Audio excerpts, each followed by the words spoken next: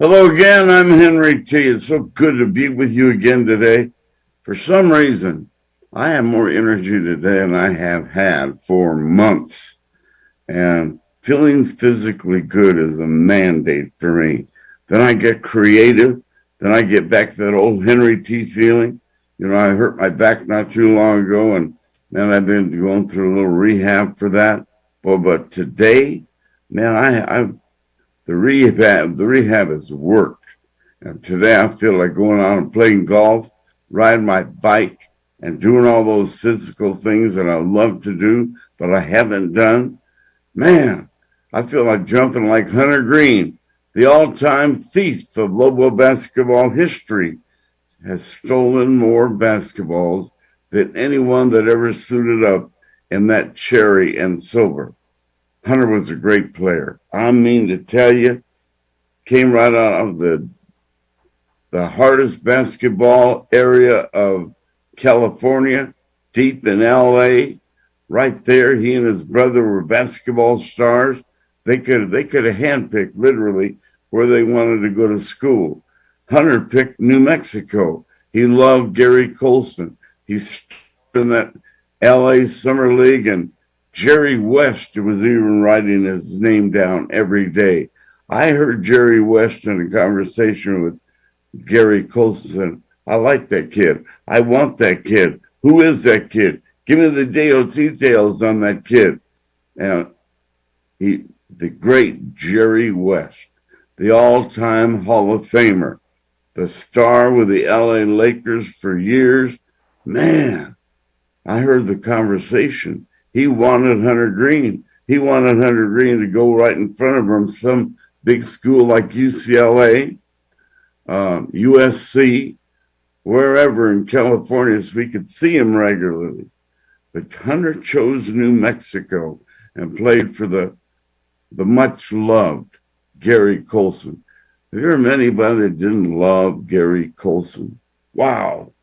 What a coach. What a great guy. What a godly man. What a friend to so many of us.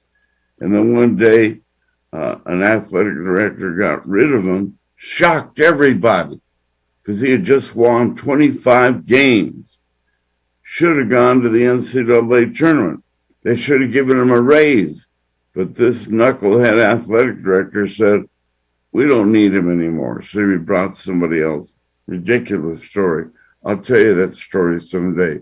But Hunter was a fascinating athlete. And man, when he came down the ramp, people roared for Hunter Greene. When he made one of those exciting steals, it was like thunder in the pit, loud, and he made it happen. And there were a few jumpers comparable to the likes of Hunter Greene. Team player, athlete, academic, all-America kind of guy, you know. And after graduation, he stayed here. And thank God he did, because he's really contributed to the benefit of many young athletes in our city just being here. Whoever Hunter says hi to is thrilled. He makes them a better person by who he is right on the spot. Today, Hunter Greene joins us because he just got honored in the New Mexico Sports Hall of Honor. Well, it's not just sports, it's the University of New Mexico Hall of Honor. That's like all over the school. This guy represents because of his character, his academia, just everything. Hunter's with us right now. Is he ready to go? Hunter's with us right now. And we say good morning. Good morning. Good morning, Henry T. Hunter Greene, there you are. You're on your bully pulpit. What do they call it? The bully pulpit? Is that what you're on this morning? You look so young. And it was just not the other day that you were a Lobo, but you look like a Lobo age guy right now. How do you do it? Hey, let me lace them up. Let's go at it, Henry. I'm ready. All right, I just bought some new sneakers. You're going to need them. Problem, like I tell the challengers, only one problem. What hand do I tie behind my back? You're a much older guy now, but you still look very young. Congratulations. You've been successful in this community, staying here, being a very, very successful businessman. But then I sneak around and I find you in a gymnasium. You can still take it to the hoop. Henry, first of all, Henry, I am humbled and honored by the award of being inducted into the Hall of Honor for UNM. And, it was never a goal of mine to be inducted or anything like that. Again, I give credit to all my influences and all the relationships I've had. I'm just a product of that. And again, the credit goes to all my teammates, my coaches, Toe Diem. I mean, all the people at the athletic department that kept me well and on the basketball court. So, well, I know many of those people, but they say you made them what they are today because of your character. And that's a good relationship when you get that, back and forth compliment, But you've had so many thrills, but your children make you really smile. Do you mind talking to me about your children and your family? I mean, my stepkids, Damian Jenkins, Josh Jenkins, of course. I met them. I was pretty young. My wife was a little bit older than me, and so I learned a lot. I learned how to be a dad, basically with them. And then now I've got three younger daughters. Well, younger. I've got a 27-year-old, which Nina. And then I have a 17-year-old and Grace. And then I have, of course, my little baby who just turned 11 last Thursday, Gia. So, I mean, they're all different. And I'm just proud to be their dad, My goodness. And you are a dad. I recall you and I have been friends for a long time, and I was your broadcaster for the Lobos. But Josh, I remember him down at San Felipe School. That's right. Remember that? When he was 12 years old, he tore it up. Yeah. He ended up going to New Mexico State and on to California, Irvine? Northridge, right. Northridge. Cal State Northridge, yep.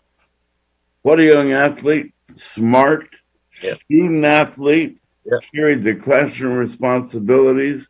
I got to know Nina real well. I can't believe she's 27 years old. We better back this up here, Hunter. Henry, we're getting old, man. That's it. Man. But see, there you are, smiling, laughing, talking about your children. You have been so good for them. They're stable in personality, accomplishments, academic whizzes, and athletes. Wow. Yeah. No, I've just been blessed, and I want them to try to live a full life, experience, what athletics has meant to me in my life and has done for me and my family. I think every kid should have an opportunity to participate in some kind of activity, whether it's athletics or school activity. But athletics, I think, is so important in just the development of a young child. My goodness. And you know that because you're an authority at it. You've done so well at it. If we were to give you a grade, a little report card today would say A+ on children.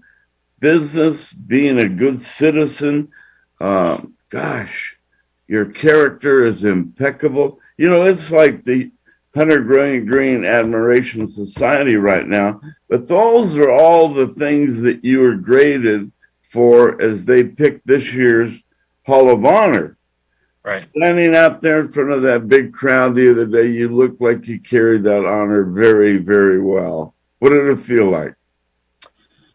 Well, it's hard. For me, it's just I'm not very good at taking compliments, to be honest with you. So, and then to reflect, I'm not one to really reflect. I'm always looking forward, looking, past, for tomorrow and setting goals for the future. So it was an exercise. I mean, if you've ever had to sit down and think about writing a speech for a Hall of Honor, I mean, that's an exercise in itself. And you start to realize certain things and, people in your life and the experiences you've had. And so just that process alone, starting that was an exercise, and it was something new to me. And then, of course, I got up there and got a little nervous and a little emotional because I talked about some friends who have passed, but it was fun. I mean, I thought my kids enjoyed it. I think the people there enjoyed it, so we had a good time. Amen. And if it's okay to mention two other people here, George Scott, one of your teammates, one of your close friends, he was also honored. That's a big deal. Yeah, I think he got this. I don't know what they call it, service award or award of excellence or something like that. So he was also inducted into the Hall of Honor. And also in the same present, a different honor, the Ring of Honor, was a close friend of yours, Dontrell Moore. What a great guy. Man, was he good. He was, and he's very deserving. I mean, I'm telling you, he should have gotten it a long time ago. But Dontrell Moore is very well deserving of that. And like you said, as an ambassador of UNM, he has done a great job representing not only himself and his family, but the University of New Mexico. Wow. And he's from Roswell. Right, exactly. Man. Hometown. That's right. He's from the state of New Mexico. In high school, they used to fly him around in the saucer with this little green guy at the steering wheel. I always wanted to find that little pilot of that saucer so I could have an exclusive interview. Help me with that. You got connections in Roswell. No, I'm going to hit him up later today. I'm going to ask him about that. Can we borrow his saucer? We want to go out tonight. We want to use the saucer. Yeah, let's go on a tour. They took around the country on recruiting trips all the way to Notre Dame, I understand. I don't know. No, he was recruited by a lot of colleges. I mean, hundreds of colleges. Yeah, we were lucky to have him, and he's just a stand-up guy, Like him, you had a similar bringing up. Your mom was a big star in your life. Do you mind sharing that story quickly? Well, I mean, my mom was a single mom, raised 4 kids by herself. She had 4 kids by the time she was 24, and although she wasn't perfect, she afforded us the opportunity for us to follow our dreams, give us opportunities. And that's all you can ask for from your parents. They don't owe us anything. And so she did the best she could, and she was able to get us, me and my brother and my 2 sisters, opportunities just to succeed and follow our dreams. Wow. I see when I drive around town, I see older women at a bus stop. They're making big sacrifices for their kids. Yes. Maybe they have 2 jobs and they're going downtown. They live in the Northeast Heights or vice versa. And they're in a bus and it's dark at night now. And they have to take that bus. It puts tears in my eyes to see those moms being like your mom and my mom and sacrificing, getting the job done, no excuses, to get home, make dinner for you, and it's dark outside. They wake up early in the morning, they go to the same bus stop, but before they go, they make you breakfast, your lunch for school. Man. Yeah, you wonder how they did it, Henry. How did they do it? How did they make and it wasn't like it is today. We just hit a drive-through and we feed our family. I mean, they made meals. I mean, we had dinner every night.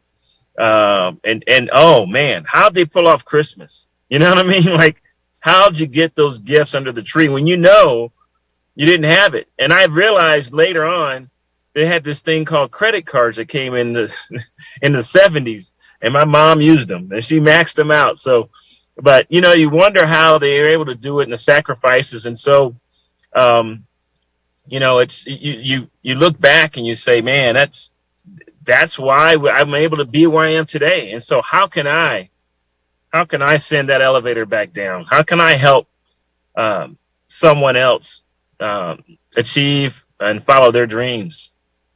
Wow. Did you ever have that deep conversation with your mom where they were reluctant? They never let you miss anything. You never missed a meal. If you had to pay a little extra tuition at school or buy something that was team oriented. She always figured a way to get you through that situation and hid the entire thing from you and probably never told you what kind of sacrifice she had to go through to make you happy that day. It's an Oh, amazing. no, How did no, that no motivate question. you to be the star that you were? No, I mean, I'm sure there's some secrets there, Henry, that as kids, you never know how they were able to make that happen. But like I said, she was able to make it happen. And that's, that's all you can ask for. I mean, and know that there were sacrifices and we were able to get it done. And I'm just fortunate. And so I have to, pay it forward myself. And that's all I could think of is how can you pay them? Well, you pay them by paying it forward. Yeah. You needed shoes to play in the game. Mom, I need shoes by the game on Saturday. And she went out and figured it out for her Yep. son Hunter. That's it. That touched your heart even to this day? That's it. No, it is. It does. But no, I mean, Henry, it's life, and you keep moving forward, and you just hope for the best. And there's a lot of parents out there, not just mothers, but fathers that make the sacrifices for their kids. And although I didn't have a father in my life, I had a lot of men who, like I said, were relationships. I'm a product of relationships that molded and shaped me and directed me and said, hey, no, you need to do this and you need to do that. And don't go over there. Stay out of that trouble. Whatever it was, um, it helped me. It got me, it got me an opportunity, it afforded me an opportunity to get a scholarship, to play for university, to become the man I am today. Wow. What a story. I see that when you and Nina are together. She's a lovely lady, athletic. Her personality is electric like yours. And I've got to know her over the years. Every time I see her, I see even more happiness. Yeah. Is that amazing? Yeah. So she's out there in her little world doing what you did in your little world. And I love seeing it, Hunter. Way to go, man. This honor, though, is one for the ages. This is one that'll stay up on the wall. Hey, there's Hunter Greene. I knew him. Wow. What a star on and off the court. The stories that are told about you, and I want to let you in, they're all about your character. And then secondly, what a player. Oh my goodness. I told that story about Jerry West and Gary Colson and the reason you came out here. And that warms people's heart because they know your character. My own son, you taught him how to be a player. I can actually say Hunter Greene at the pit told my son, Aaron, hold the ball like this, shoot it like this. And he learned by your instruction. And he became a pretty good athlete thanks to Hunter Greene. So I'm indebted to you, Hunter. That's a great story to me. Yeah. Now, Colson means a lot to me. I mean, Colson brought me here. I always say Colson in the pit is what brought me here, but it's the people here that kept me here in Albuquerque. I mean, we have a great community, a lot of great people here, all different walks of life. And I just can't tell you, but yeah, as an athlete, you don't really know who you're influencing or whose lives you might impact. Like you say, Aaron, he was watching me, and just like me as a little boy, watching Magic Johnson or Michael Cooper, and you go, man, and you lace your shoes up, you pull your socks up like Coop did all the way to your kneecaps. And I mean, little things like that, kids are watching and they are influenced. And so I'm just happy that I was able to make a difference in a lot of young lives as well.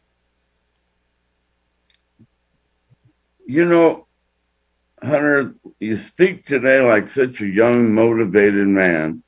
You've done well in your private business. You have to be ethical. You have to be educated. You self-disciplined yourself to being, this people of the business world. You did that. You did it well. There's some young people watching you right now. How do you accomplish the academic mandates and take that further after graduation as you have? You know, it's a different time right now, Henry, and I think the young kids today have other challenges. You know, and I think one of them is really dealing with social media and how to manage that, how to manage your time as you look at the watch and know that I have a meeting after. But how to manage your time. I mean, because I think so many kids today waste a lot of time. They waste a lot of time, whether it's social media wasted or just hanging around thinking, saying, I'm bored. Well, there's so much more that they can do, and they just need to be directed. But when I try to tell my kids today, the same thing is that I think they waste a lot of time, and it's so we didn't have all those distractions. I mean, yeah, there was TV, maybe it was black and white, then it became color, but now they've got 300 channels on TV. They've got social media. They've got so many other distractions. I think they lose out on a lot because they're distracted with those things versus, you know, chasing their dreams, working on their craft, you know. And I think they get kind of confused about fame and being famous versus being someone who's got a skill or something that they can offer. And I always tell my young girls now today, I said, you know, people, you know, they pay you for what you know. They're not going to pay you for looking pretty and maybe there are people like Kim Kardashian or whoever, but they pay you for what you know. And so I try to tell them and instill in them that, you know, time is valuable and don't waste it. So. Okay, real quick, we have 7 minutes. The Lobo you were, watch you anticipate, steal the ball. You're fast, quick as an alley cat. Let's put it that way. The crowd would be electrified, and you take it and leap high. And Hunter Greene, which just doesn't lightly put it in the hoop. It was the grand slam from Hunter Greene. Give me a moment to just tell us about the thrill of playing Division I basketball in the famous pit with Lobos on your chest. You know, that's a good question, Henry, because, you know, that is a magical time for me, having been able to play alongside my buddy Kelvin Scarborough, Mike Winters, you know, my teammates, the energy, the magic that was created by the fans that propelled us to want to give the effort and to be able to play at that high level. It's just amazing. I don't think there's very many arenas across the country that give you that feeling. I mean, as a visitor to an arena, I've been to, you know, BYU, Wyoming, and even down in Las Cruces at times. That was pretty magical too, and UTEP and different places. Nothing like the pit. Nothing like the pit. So I think just that energy that the fans brought, it came across, and I think it gave us energy. It wanted us to perform at a high level. So it was just a great experience. I can't really describe it, and it's just something that's magic. I call it magical. It's a magical moment in that pit. Wow. And your friend Kelvin Scarborough, he had the most unique personality of kindness, caring, generosity, and personality that just electrified whoever he was talking to. That's right. And he came from a tough neighborhood that I toured, Aaron, my son, and me and Scar down in Washington, D.C. What a tough neighborhood. Yeah. I couldn't get out of there fast enough. And then Scar said, Henry, you're in my hood, man. We're going to be cool. Right. And they all saw me with Scar, and they said, oh, okay, he's cool. What a friend. No, Kelvin is, I mean, he made my college experience fun. He made it light. He was caring. He loved to give back to the kids. I mean, he taught me a lot of that. I was all about Hunter Greene when I came to UNM. I was about, you know, getting my game ready, but he took the time to stop and talk to the kids or go out to the reservations or go to the schools and And he taught me that and brought me along for that journey. And I appreciate that because it just, it enriched my life. And not knowing it at the time, but it did. And that was Kelvin. I mean, Kelvin was selfless. Kelvin didn't care about himself in terms of what he needed. He was always concerned about what other people needed, and almost to a fault, Henry. But man, I miss him. Think about him every day. I mean, we talked every day. I mean, and at Scar, I'm going into a meeting. Oh, okay. But he was I just miss him, Henry, and he was. Now he should be in the Hall of Honor before me, before anybody else. He should be in the Hall of Honor. He could be in there for both his athletics and his community involvement and his service to the community. So I guess that'll be my job. My role now is to try to see how can I get him nominated